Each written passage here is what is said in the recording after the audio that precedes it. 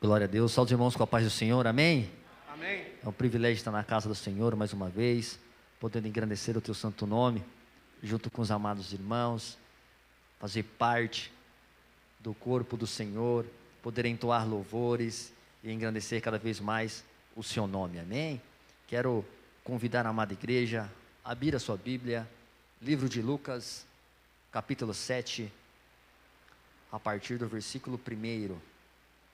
Estava ali cultuando ao Senhor, ouvindo as mensagens, os louvores, e o Senhor sempre derrama em nós a sua misericórdia, a sua graça, e nos dá essa oportunidade de estarmos juntos em comunhão para o adorá-lo.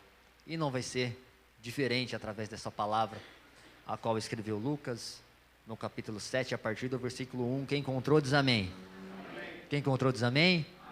Diz assim a palavra do Senhor: havendo concluído suas instruções aos discípulos e ao povo, Jesus entrou em Cafarnaum. E o servo de um centurião, a quem este muito estimava, estava doente, à beira da morte. O centurião havia ouvido falar de Jesus, e por isso lhe enviou alguns líderes religiosos dos judeus, pedindo que fosse curar o seu servo. Amém? Pode se sentar. Senhor, meu Deus e eterno Pai, nós te louvamos, te agradecemos por essa oportunidade, ó Deus. Te peço, Senhor, pela sua infinita misericórdia e graça, que mais uma vez o Senhor venha falar através da tua palavra, Senhor. Porque precisamos, Pai, de um direcionamento, ser ensinados cada vez mais, como o Senhor já vem fazendo isso, desde o início do culto. E eu venho te agradecer por essa oportunidade de estar aqui e ter o privilégio, Pai, de também estar em comunhão com os meus amados irmãos. Desta forma, eu te louvo e te agradeço, em nome do Pai, do Filho e do Espírito Santo de Deus. Amém e graças a Deus. Meus amados irmãos, passagem muito conhecida de todos nós, mas dentro dela traz alguns aspectos que nos levam a uma reflexão de como estamos na presença do Senhor e da oportunidade que Ele nos deu de ouvirmos a tua palavra e cremos que verdadeiramente Cristo é o Filho de Deus. É sobre esse aspecto, é sobre essa visão que eu quero trazer nessa manhã e dividir com os amados irmãos a visão desse homem, que ouviu a palavra do Senhor, que creu em seu coração e através da sua fé em Cristo, começou a exercer esta fé que impactou as outras pessoas e também o próprio Senhor. É sobre esse centurião que eu quero falar com vocês nesta manhã. Esse homem, trazendo um pouquinho de contexto, ele tinha uma responsabilidade. Ele cuidava de 100 homens, ele tinha autoridade naquele território, mas também era um homem que dava testemunho, era um homem que soube chegar até próximo do Senhor, naquilo que ele tinha ouvido falar dele, e está numa cidade ao qual Jesus operou muitos milagres, que é Cafarnaum.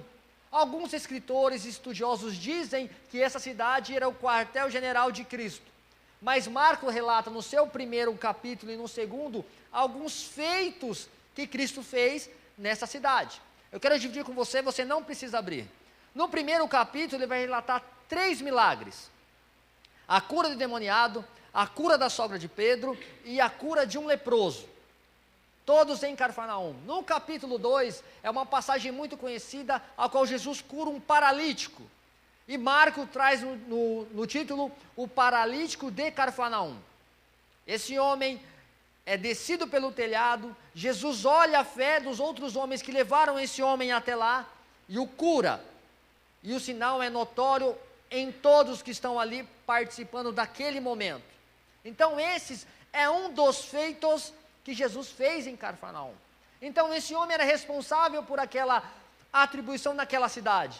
Ele ouviu falar dos feitos de Jesus, mas tem algo que é interessantíssimo: ele andava com pessoas que ministravam, ele andava com pessoas que conheciam a lei, ele andava com pessoas que, quando chegou o seu momento de dificuldade, ele pôde pedir ajuda. E esse é o papel da igreja quando tem esses acontecimentos. Eu quero que você retorne comigo para nós lermos desde o começo, para a gente traçar alguns parâmetros. Havendo concluído instruções aos discípulos e ao povo, Jesus entrou em Cafarnaum.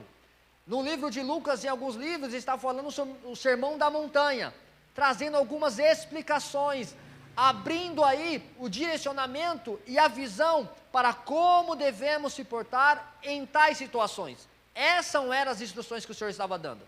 O servo de um centurião, a quem este muito estimava, estava doente e à beira da morte. Primeira coisa, esse homem está clamando e pedindo para alguém, e não para ele. O centurião, ouvindo falar de Jesus, e por isso lhe enviou alguns líderes religiosos, pessoas que ele acreditavam que tinham a proximidade com Cristo, que conheciam o Senhor, podiam extrair dele alguma informação ou conceder o seu pedido. Algumas pessoas chegam até nós, reconhecem o nosso chamado e o nosso ministério, reconhecem a igreja do Senhor, e nos pedem ajuda. Aonde levamos essas ajudas que chegam até as nossas mãos? Até o nosso conhecimento. Esses homens levaram na pessoa certa, no momento certo e no lugar certo, a Jesus, aquele que pode resolver e fazer todas as coisas. Esses líderes religiosos chegaram até o Senhor e eles clamaram pelo centurião. Quero que nós continuemos lendo. Versículo 4 diz assim: então, aproximando de Jesus, apelaram com muitas súplicas, dizendo do centurião: este é um homem que merece que lhe concedas esse favor, pois trata nosso povo com elevada consideração, e ele mesmo construiu a nossa sinagoga. Nós não devemos entender como uma troca, mas sim como um reconhecimento, como um bom testemunho. Apesar desse homem ser como um gentil, não ser do povo escolhido do Senhor, ele fez alguns benefícios para a obra do Senhor. Ele ajudou a construir a sinagoga, a nossa igreja de hoje. Ele trata todos com igualdade, mesmo sendo gentil e mesmo tendo autoridade, testemunho. Mas esse testemunho com os líderes religiosos estão dizendo para Jesus, é um testemunho humano, de boas práticas, de conduta boa. Não quer dizer que tem que desassociar da pessoa o espiritual das boas práticas humanas. Não, pelo contrário, tem que andar juntos, em alicerce. Mas esse homem tinha um bom testemunho perante os outros, todos viam com bons olhos, e o testemunho é importante sim, principalmente para nós que se intitulamos filhos do Deus Altíssimo. Vale sim dar bom testemunho. O testemunho atrai pessoas a conhecer ou ter curiosidade de saber o Deus que nós servimos. É a porta de entrada para conhecer quem é Cristo. É a porta de entrada para saber o que nos traz paz, graça, alegria e virtude vindo dos céus. Esses homens se achegam até o Senhor e começam aí a trazer súplicas, igual diz Lucas no seu livro, qual nós lemos, começa a dar aí bom testemunho desse homem, mas o bom testemunho também não vai trazer resultados se não tiver com a bagagem da fé. Tiago diz que a obra sem a fé ela é morta, não adianta nada.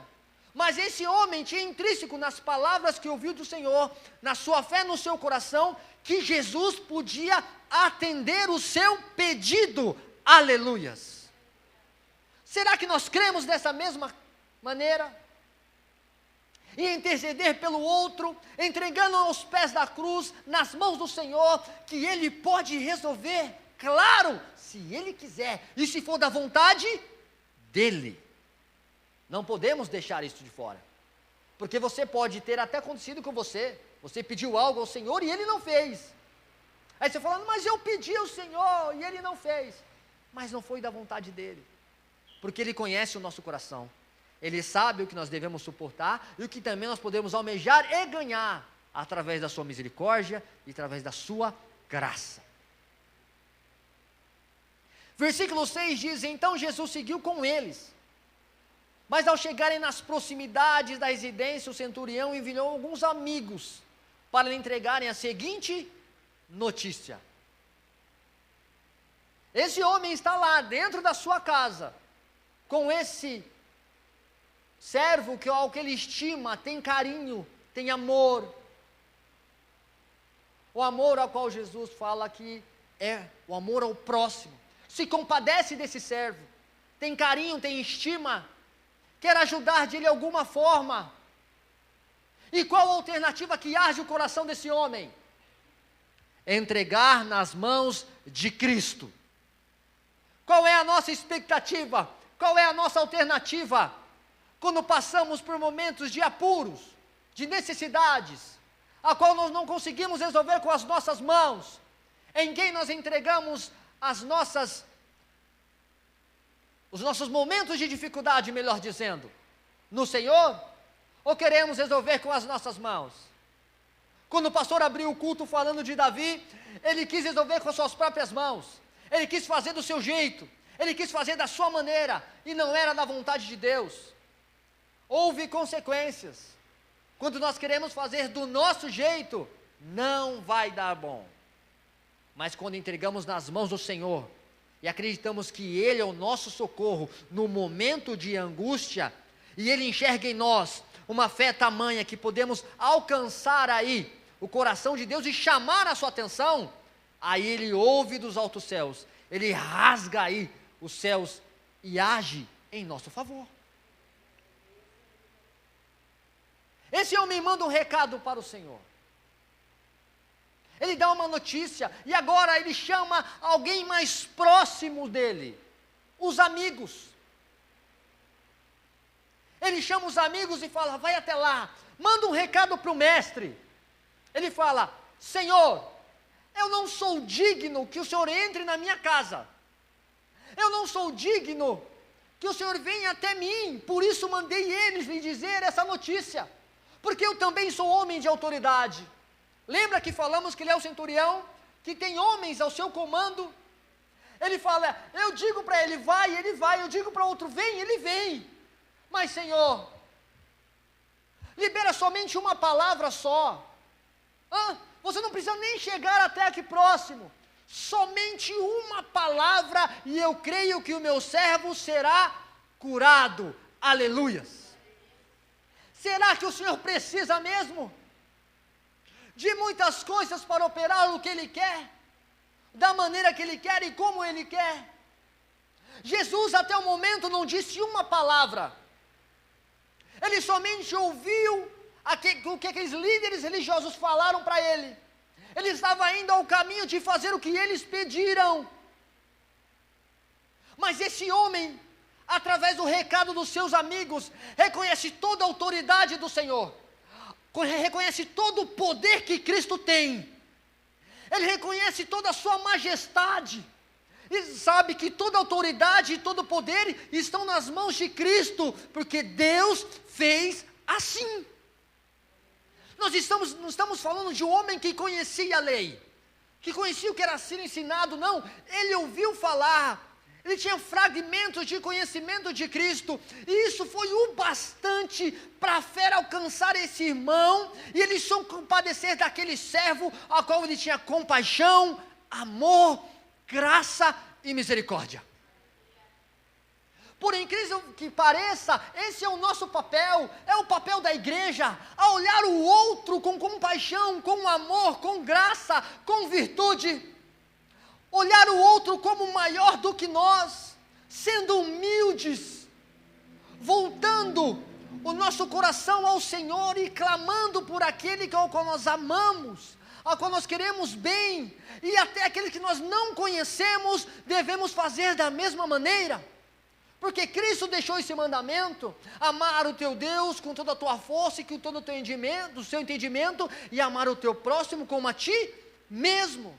Esse homem estava cumprindo o segundo mandamento, a qual Cristo diz que se fizer o segundo, já faz o primeiro. Sem distinção, por mais que era um servo que ele estimava e queria bem, ele estava clamando a Cristo a resolver uma causa que ele não podia resolver. Quantas causas que nós não podemos resolver e queremos resolver do nosso jeito, da nossa maneira. É o nosso maior erro. Mas ele continua. E depois que ele relata essas coisas, Cristo vai falar a partir do versículo 9. Ele vai dizer assim: ao ouvir essa declaração, Jesus muito se admirou dele. E voltando-se para a multidão que lhe acompanhava, exclamou: asseguro-vos que nem mesmo em Israel encontrei uma fé como esta. Aleluias.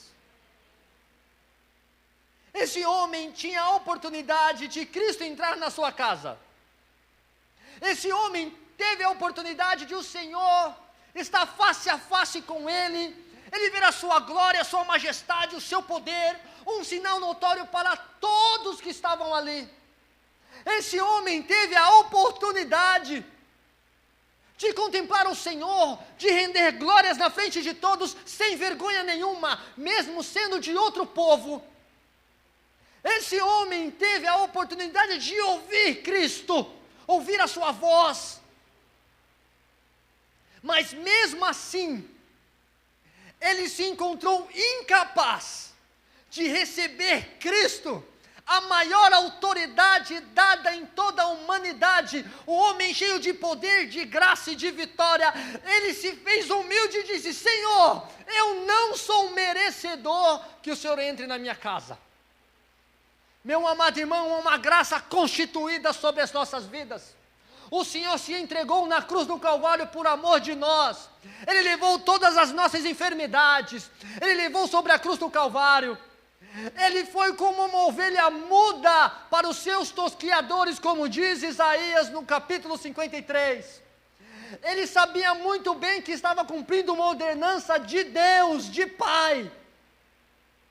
E mesmo antes de se entregar, ele já cumpria o que Deus tinha determinado. Ele era alguém que ia trazer cura, ia trazer libertação e principalmente ia trazer salvação para aqueles que creem no nome de Cristo. Esse homem, mesmo assim, envia homens para dizer: não, Senhor, eu não sou digno. E qual a diferença desse homem para nós? Nós também não somos. Mas, meu amado irmão, a graça e a misericórdia de Deus nos alcançou e nos fez uma nova criatura em Cristo Jesus, o nosso Senhor. Aleluias. Jesus se admira com essas palavras. E ele enfatiza, dizendo que em Israel, aonde nós encontramos relatos da Bíblia, que ele passou por muitos lugares, ele não encontrou uma fé igual a desse homem, que expressou em atitudes e em palavras que não era digno do Senhor entrar na casa dele. Em Mateus, no capítulo 8, e no versículo 11, eu quero abrir com você. Nós encontramos a mesma passagem, mas eu fiz questão de ler Lucas, porque Lucas traz alguns detalhes mais específicos do que Mateus. Mas Lucas não relata a continuação da frase do Senhor igual Mateus.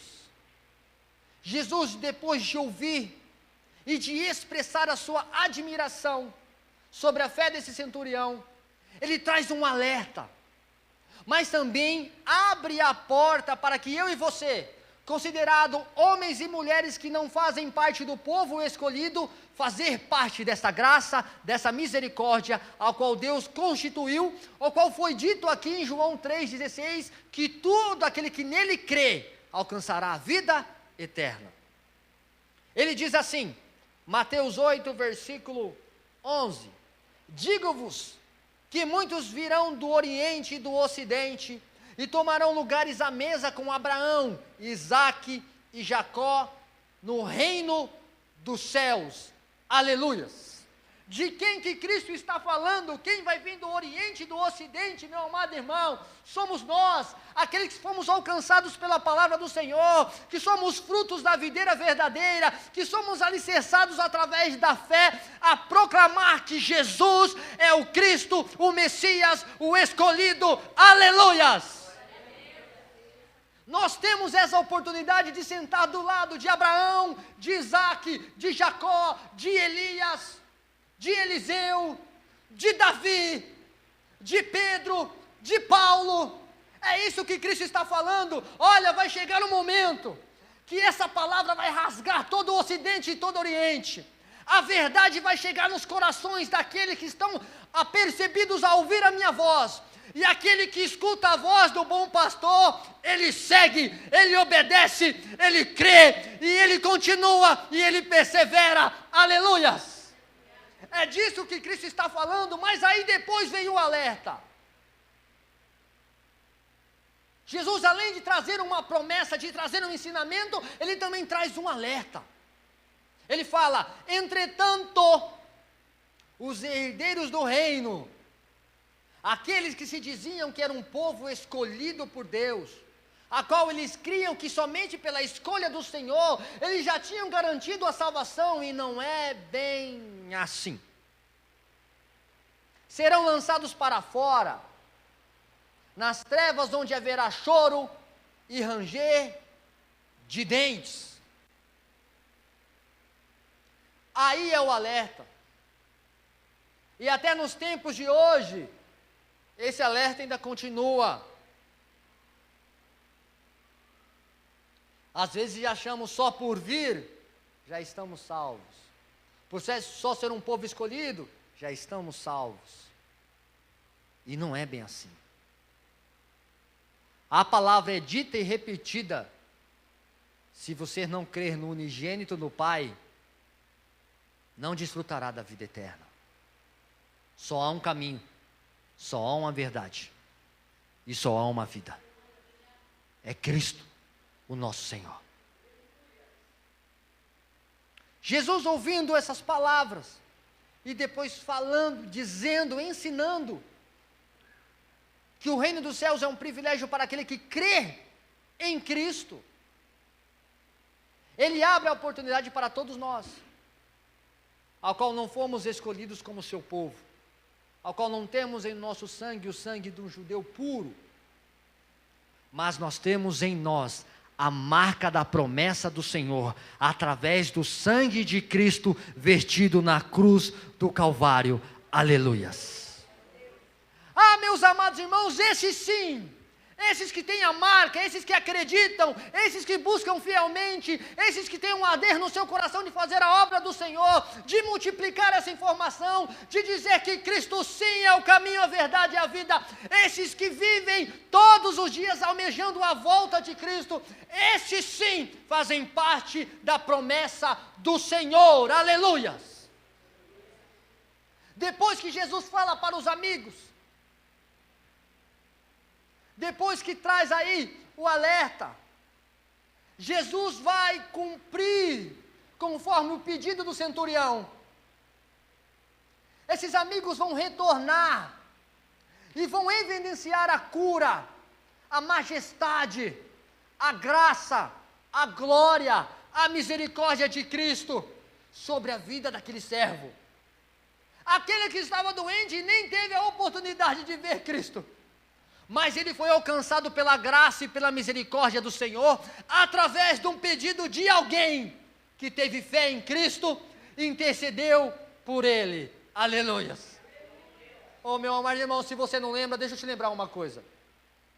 Se nós estamos no caminho do Senhor, primeira coisa foi, o Senhor teve graça e misericórdia de nós.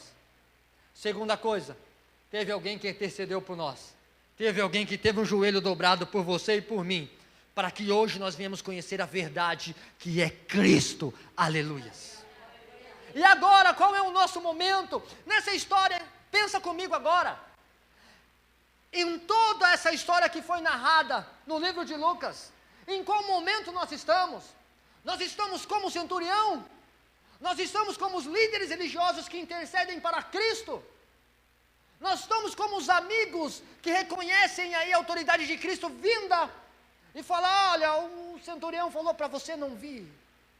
Ou será que nós estamos como servo, adoentado, acamado, sem esperanças, ou clamando aos céus para que uma providência do Senhor chegue e mude essa situação? em que nós se encaixamos nessa história? É algo que nós devemos refletir e entender como estamos, para prosseguir para o próximo passo. Vou te dar um exemplo, usando a palavra que nós ministramos. Se nós somos um centurião e ouvimos a palavra do Senhor e temos fé nele, irmão, peça ao Senhor, clame ao Senhor, e se for da vontade dele, é muito bom enfatizar isso, Deus irá cumprir, Deus irá fazer.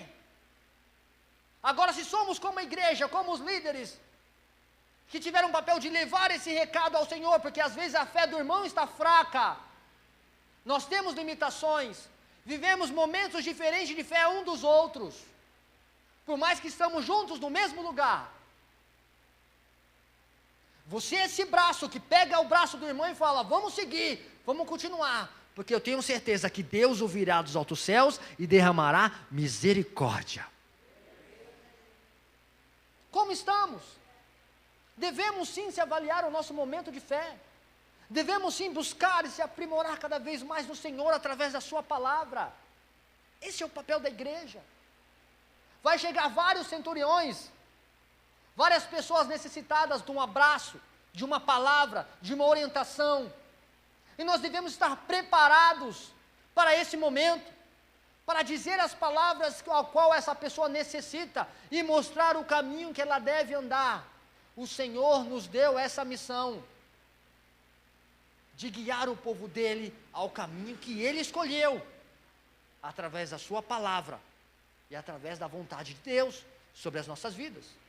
Para finalizar, versículo 10 diz assim: e aconteceu que os homens que haviam sido enviados retornaram para a casa do centurião, e ao chegarem lá, encontraram o servo dele totalmente curado. Aleluias!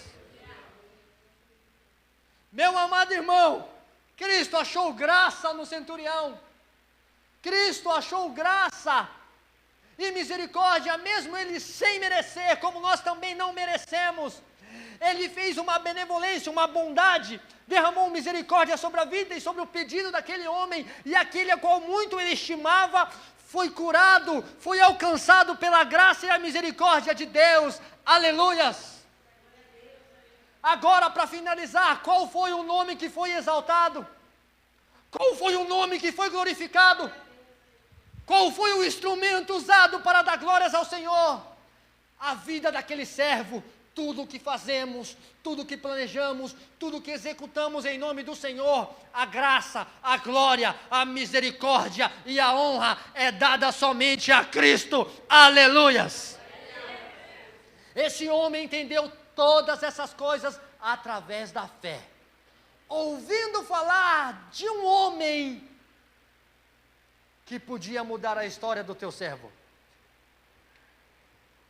Esse homem não precisou ir lá, ele não precisou mostrar a sua face, ele nem precisou entrar na casa, porque é uma palavra que sai dos seus lábios, que tem toda a autoridade, toda a graça e todo o poder. Essa palavra vem do céu, essa autoridade vem de Deus, essa autoridade vem do Senhor, de Cristo. A palavra diz que ele não está surdo, nem os seus lábios mudos, e nem a sua mão encolhida, para abençoar aqueles que temem verdadeiramente o Senhor. Ele continua o mesmo, ele não mudou. Então vamos buscar o Senhor, enquanto nós podemos achar. O centurião buscou Cristo, enquanto ele pôde achar. Jesus estava próximo dele, e ele conseguiu extrair virtude de Cristo. Só conseguimos extrair virtude do Senhor quando temos fé, e quando Deus olha para nós e enxerga que verdadeiramente cremos nele, e assim, através da sua misericórdia e da sua graça, ele faz conforme ele apraz. Que nós viemos refletir sobre essa palavra e entender que Jesus sempre estará conosco. Amém? Assim eu agradeço a oportunidade e as palmas ao Senhor.